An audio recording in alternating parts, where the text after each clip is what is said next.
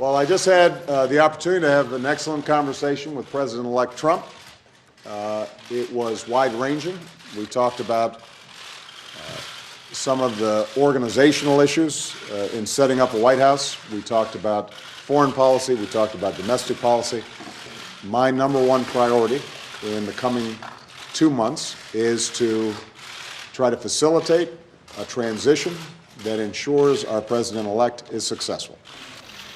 I have been very encouraged by the, I think, interest in President-elect Trump's wanting to work with my team around many of the issues that this great country faces. And I believe that it is important for all of us, regardless of party and regardless of political preferences, to now come together, work together to deal with the many challenges that we face.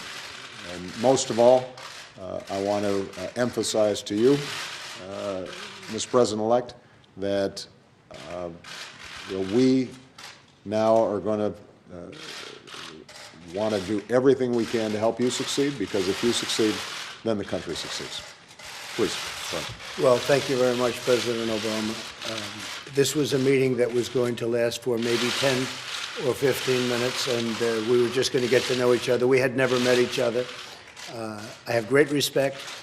The meeting lasted for almost an hour and a half, and it could have, as far as I'm concerned, it could have gone on for a lot longer. We really, we discussed a lot of different situations, some wonderful and some difficulties.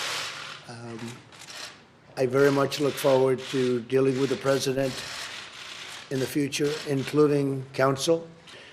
So, Mr. President, it was a great honor being with you, and I look forward to being with you many, many more times in the future. Thank you, sir.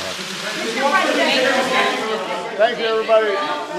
We are not going to be taking any questions. Thank you, guys. Thank you. Here's a good rule.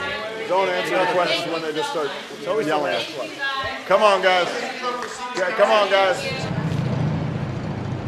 The President-elect and I have some pretty significant differences. But remember, 8 years ago, President Bush and I had some pretty significant differences. But President Bush's team could not have been more professional or more gracious in making sure we had a smooth transition so that we could hit the ground running.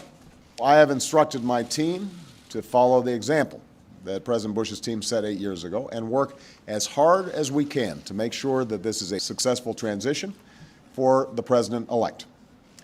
Because we are now all rooting for his success in uniting and leading the country. The peaceful transition of power is one of the hallmarks of our democracy.